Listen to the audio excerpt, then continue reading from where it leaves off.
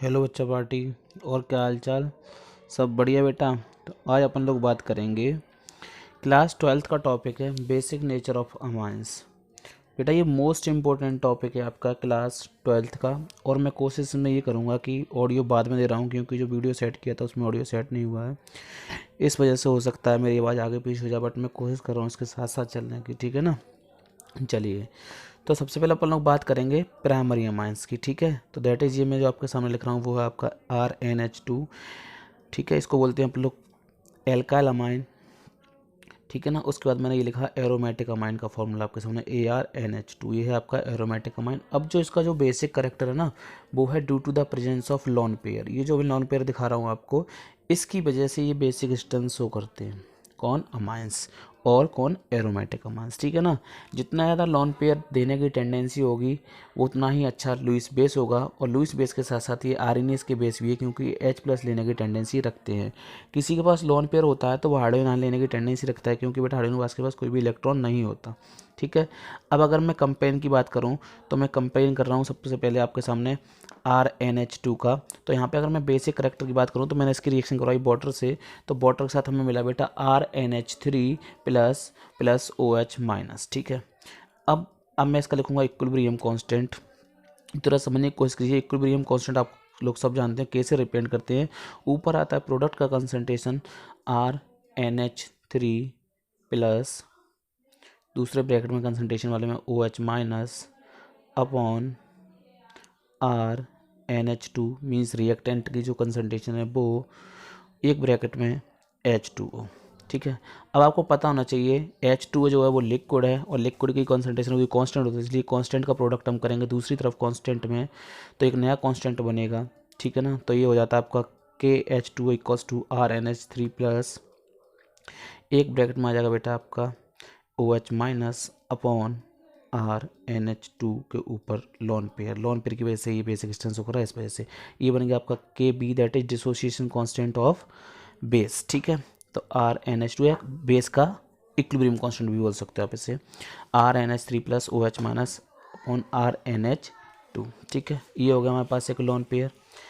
अब बेटा देखिए, KB की वैल्यू जितनी अधिक होगी बेसिक करेक्टर जो होगा उसका उतना ही ज़्यादा होगा। यानी कि KB की वैल्यू ज़्यादा मीन्स बेसिक नेचर इंक्रीज करेगा। जितनी ज़्यादा KB की वैल्यू उतना ही ज़्यादा बेसिक नेचर होगा यहाँ पर। ठीक है, अब अगली बात करते हैं अपन लोग। ठीक है, ऐसे हम जानते हैं formula pH equals to log H+ की कंसंट्रेशन होता है। इसी के अकॉर्डिंग मैं दूसरा फॉर्मूला लिख रहा हूँ PKB इक्वल्स टू माइनस का log KB। ठीक है, अब मैंने बोला KB की वैल्यू जितनी ज़्यादा होगा बेसिक नेचर उतना ज़्यादा होगा। PKB की वैल्यू जितनी कम होगी बेसिक करेक्टर उतना ही आपका ज़्यादा होगा। PKB वैल्यू जितनी कम बेसिक नेचर उतना ही ज़्यादा होगा आपके सामने। ओके बेटा, ये हो गया अकॉर्डिंग टू इक्वेशन, मैंने समझाने की कोशिश की है। अब मैं बात करता हूँ कंपैरिजन की। ठीक है, कंपैरिजन ऑफ बेसिक स्ट्रेंथ। ठीक है ना?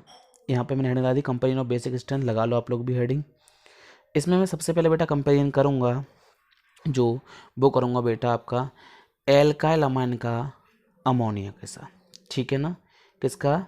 एल्काइल अमाइन का अमोनिया के साथ। ओके, तो ये होता है अपना RnH2 that is alkyl amine से हम लोग कहते हैं।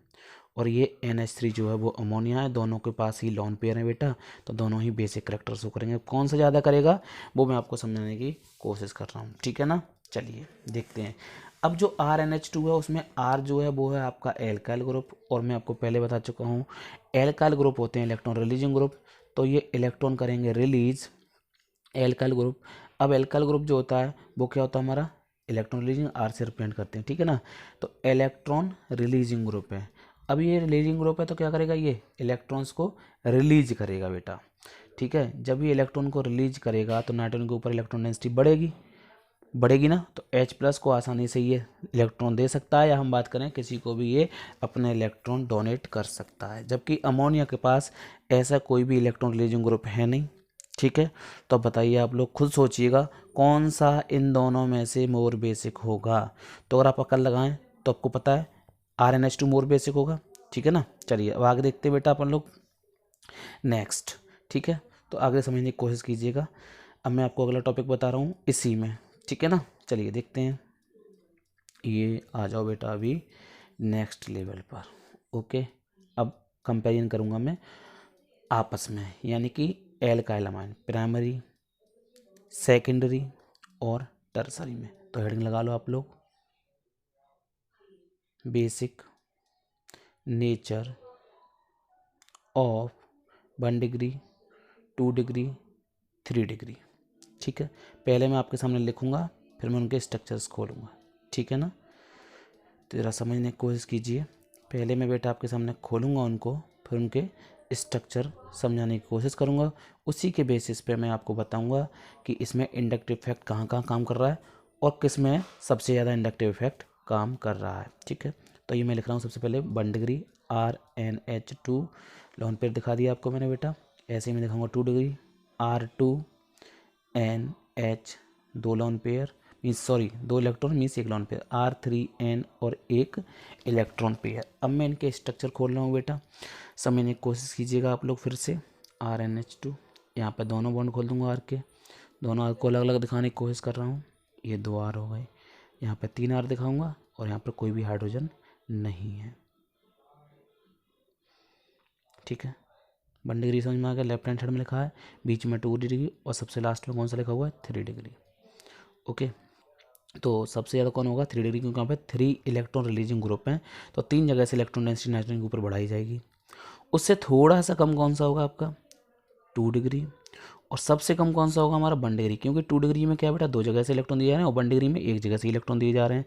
तो सबसे कम इलेक्ट्रॉन डेंसिटी कौन बनाएगा 1 डिग्री वाला, इसलिए जो 1 डिग्री है वो सबसे कम, उससे ज़्यादा 2 डिग्री और सबसे ज़्यादा 3 degree alkyl amine. I hope आप सभी के समझ में ये चीज़ आ गई होगी खूब अच्छे से, ठीक है ना बच्चा पार्टी।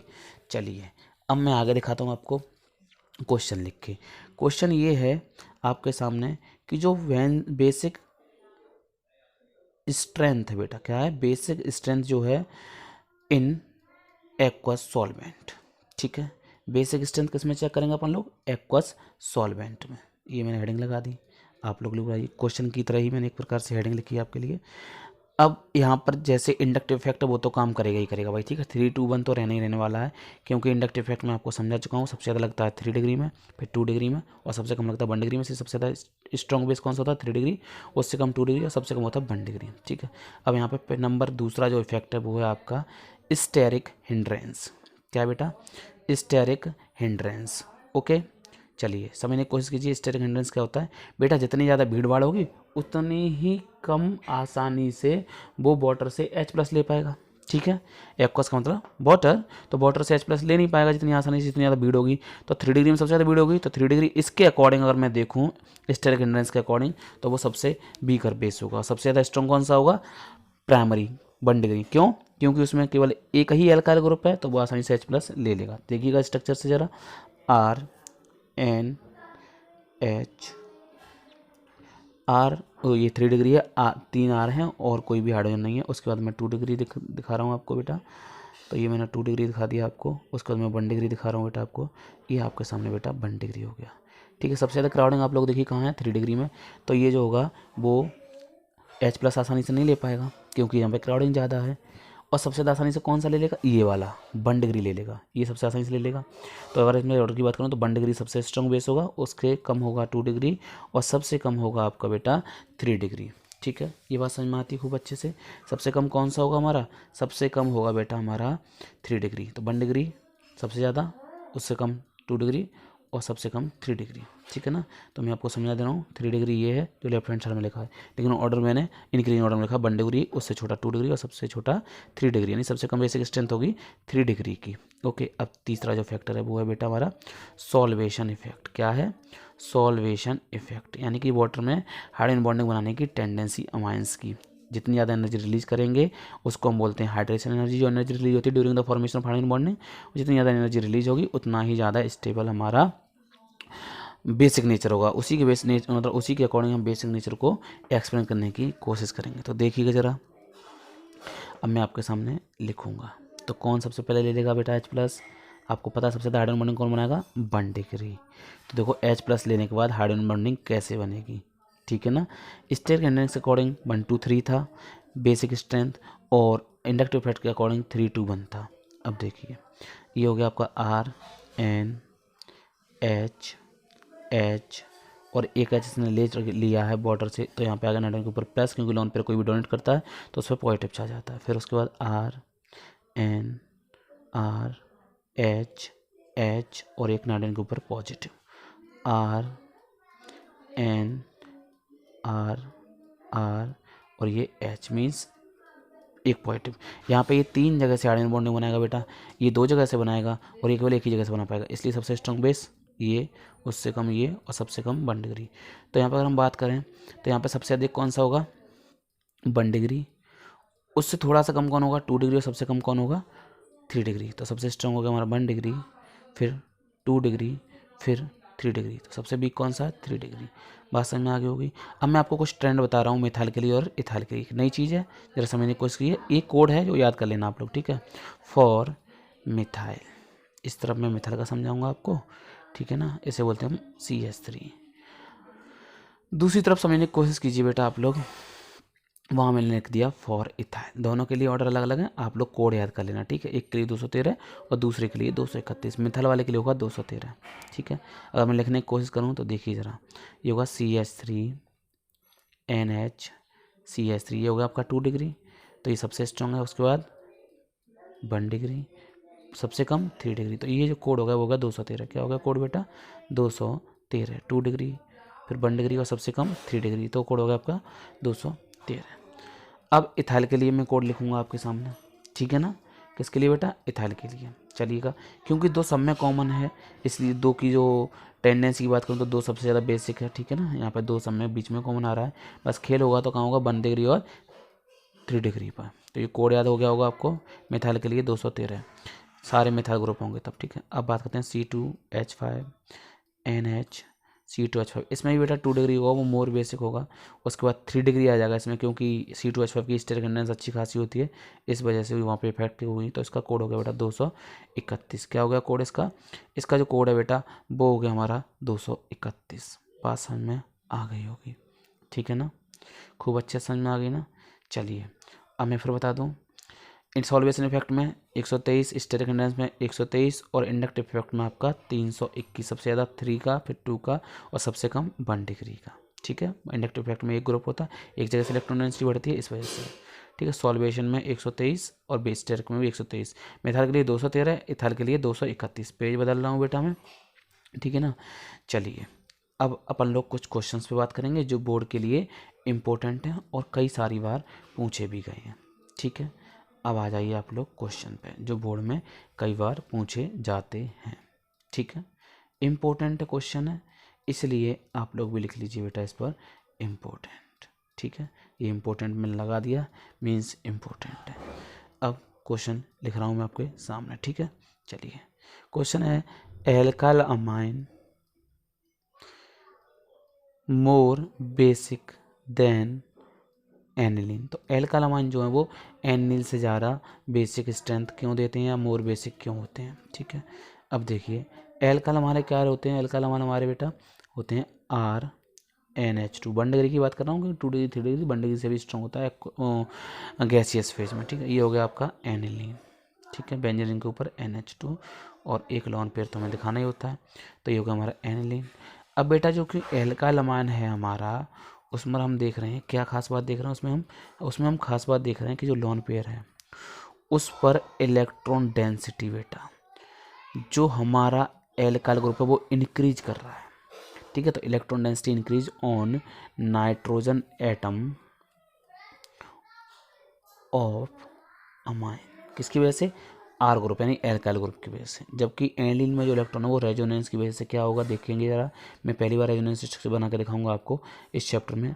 ये यहाँ अटैक करेगा, ये इस पर जाएगा ऑर्थो पोजीशन पर नेगेटिव चार्ज, तो ये कहानी बनेगी बेटा, ये बॉन्ड टूट गया है एक और ये 2 बॉन्ड दिखा रहा हूँ मैं आपको।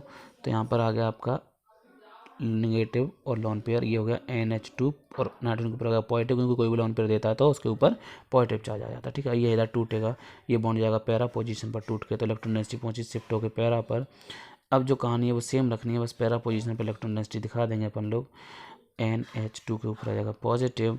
फिर से बेटा देखिएगा, अब ये पैरा वाला अटैक करेगा फिर से आगे, और ये पोजीशन फिर से पहुंच जाएगी ऑर्थो ही पोजीशन पर। अब फिर से स्ट्रक्चर जो है वो स्ट्रक्चर ये बनेगा, थर्ड रेजोनेंस स्ट्रक्चर जो बेटा हमारा ये है, ठीक है ना, NH2 प्लस। अब क्या होगा, ये NH2 पे फिर से पहुंच जाएगा, देखिएगा ये यहाँ से अटैक होगा और ये नाइट्रोजन पे फिर से इलेक्ट्रॉन लोन पेयर पहुंच जाएंगे, यानी कि एक इलेक्ट्रॉन पहुंच जाएगा, 2 इलेक्ट्रॉन पहुंच जाएंगे, मीन्स एक लोन पेयर, ठीक है। ये बन गया हमारा NH2 और ये आ गया आपके लोन पेयर, ठीक है। आप देखिएगा इन 3 स्ट्रक्चर में क्या नाइट्रोजन के पास पॉजिटिव चार्ज वो लोन पेयर है, नहीं ना, केवल पॉजिटिव चार्ज है बेटा। अब पॉजिटिव चार्ज है तो डोनेट कैसे करेगा, नहीं करेगा ना, क्योंकि ये जो इलेक्ट्रॉन्स थे नाइट्रोजन के ऊपर वो रेजोनेंस की वजह से बेंजीन रिंग में चले गए, अब प्रोटोनेशन के लिए अवेलेबल ही नहीं है। और जब बेटा प्रोटोनेशन के लिए अवेलेबल नहीं है तो क्या ये बेस है, नहीं ना, तो ये बेस ही नहीं है। और जब बेटा ये बेस बीकर बेस है, किससे, एल्काइल अमाइन से। कैसा बेस है, बीकर बेस है। दूसरा question, benzyl amine more basic than aniline. तो बेटा बेंजाइल अमाइन में पहले ही बता दूं आपको रेजोनेंस होता है एब्सेंट। जरा समझने की कोशिश कीजिए, मैं दोनों स्ट्रक्चर बनाऊँ। ये जो स्ट्रक्चर है वो है आपका एनिलीन का, सॉरी बेंजाइल अमाइन का है, बेंजीन के ऊपर CH2 NH2, ठीक है। और इधर मैं दिखा रहा हूँ, ये काटो जरा इसको, चलो काट दूंगा, अभी काट दिया, ठीक है। अब मैं दिखा रहा हूँ आपको एनिलीन का स्ट्रक्चर, ठीक है ना, ये हो गया आपका एनिलीन का स्ट्रक्चर। तो कौन सा मोर बेसिक है, बेंजाइल अमाइन, क्योंकि यहाँ पर रेजोनेंस नहीं है बेटा, लोन पेयर सिंगल बॉन्ड है, और जबकि एनिलीन जो है हमारा वहाँ पर रेजोनेंस है, इस वजह से जो प्रोटोनेशन टेंडेंसी वो किसकी ज़्यादा है, बेंजाइल अमाइन की। उसके बाद हम बात करते हैं साइक्लोहेक्सिल अमाइन एनिलीन से मोर बेसिक क्यों है, उसमें भी आपको ये रीजन सेम रखना होगा बेटा, ठीक है ना। साइक्लोहेक्सिल अमाइन मोर बेसिक किससे, एनिलीन से। तो ये जो स्ट्रक्चर आपके सामने वो है एनिलीन का, और दूसरा स्ट्रक्चर जो मैं बना रहा हूँ ये वाला, ये है बेटा आपका साइक्लोहेक्सिल अमाइन का, ठीक है। साइक्लोहेक्सिल अमाइन मोर बेसिक क्यों, क्योंकि यहाँ पर रेजोनेंस नहीं है, एनिलीन में रेजोनेंस है, लोन पेयर बेंजीन रिंग में अंदर चले जाएंगे। उसका फोर्थ कंडीशन जो है बेटा उसकी बात करें, जितने ज़्यादा बेंजीन ग्रुप होंगे, यानी बेंजीन की रिंग जितनी ज़्यादा होंगी, फिनाइल ग्रुप बोल सकते हो आप, उतना ही कम बेसिक स्ट्रेंथ होगा। तो यहाँ पे बेटा 2 हैं, ठीक है।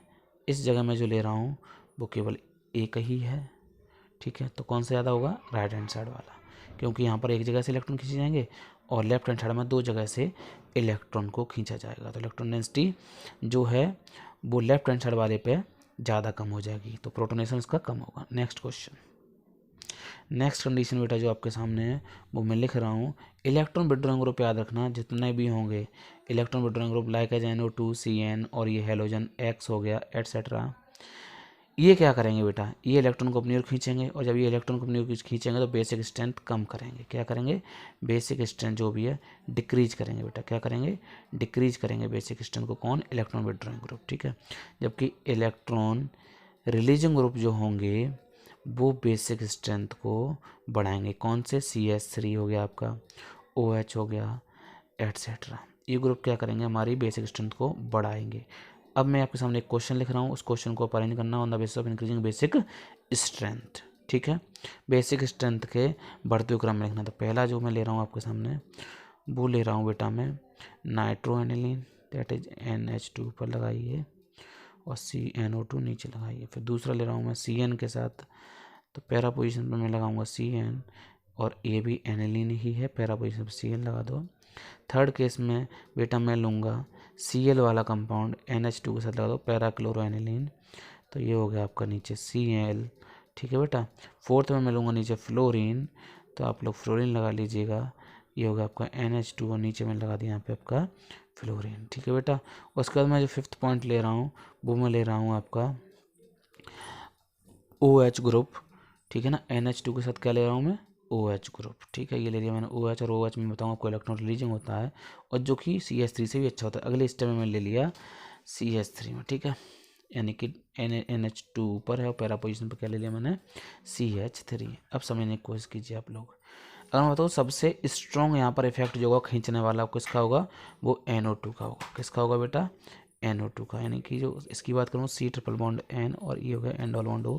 तो बेटा कहीं पे भी अगर याद रखना दो अगर बॉन्ड हैं एक साथ किसी भी ग्रुप में तो वो हमेशा इलेक्ट्रॉन विड्रॉइंग ग्रुप होगा, याद रखना बेंजीन रिंग पे कोई भी ऐसा ग्रुप लगा है जिस पर दो बॉन्ड है कम से कम या 3 बॉन्ड है एक साथ, तो वो इलेक्ट्रॉन विड्रॉइंग होगा। सबसे ज़्यादा इफेक्ट है NO2 का, मैं कविता बता दूंगा आपको निकिता चौहान वाली, ठीक है। उसके बाद फ्लोरीन और क्लोरीन में फ्लोरीन की इलेक्ट्रोनेगेटिविटी ज़्यादा होती है, इसलिए फ्लोरीन ज़्यादा खींच लेगा इंडक्टिव इफेक्ट से, और OH रेजोनेंस से बढ़ाएगा और CH3 इंडक्टिव इफेक्ट से बढ़ाएगा। सबसे ज़्यादा होगा हमारा 5वां बेस से, क्योंकि यहाँ पे जो OH ग्रुप है वो बढ़ाएगा रेजोनेंस से, ये रेजोनेंस से बढ़ाएगा, और जबकि ये इंडक्टिव इफेक्ट से इलेक्ट्रॉन से बढ़ाएगा नाइट्रोजन के ऊपर। उसके बाद आता है आपका बेटा नंबर 3, क्योंकि क्लोरीन जो होता है वो लेस इलेक्ट्रोनेगेटिव होता है, फ्लोरीन मोर इलेक्ट्रोनेगेटिव होता है, इसलिए क्लोरीन वाला आएगा, 3 आ गया। उसके बाद जो बेटा आएगा वो आएगा हमारा 4th, ठीक है ना, फ्लोरीन वाला। और CN में और NO2 में बात करें तो CN की इलेक्ट्रॉन विड्रॉइंग टेंडेंसी कम होती है NO2 से, निकिता चौहान के अकॉर्डिंग। तो उसके बाद आ गया हमारा 2nd। उसके बाद हमारा सबसे लास्ट में आएगा NO2। सबसे कम भी का बेस कौन सा है? NO2। तो बेटा आई होप आप सभी की समझ में खूब अच्छे से आ गया होगा।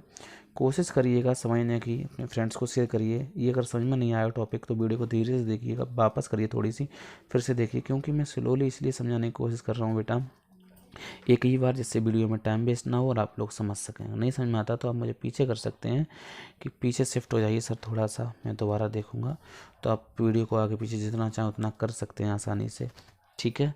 तो अभी ये वीडियो को आप पीछे करके कर सकते हैं और अपने फ्रेंड्स में भी शेयर करें वीडियो को, ठीक है बेटा। ध्यान रखिए, मिलूँगा मैं नेक्स्ट वीडियो में, तब तक के लिए good bye and take care.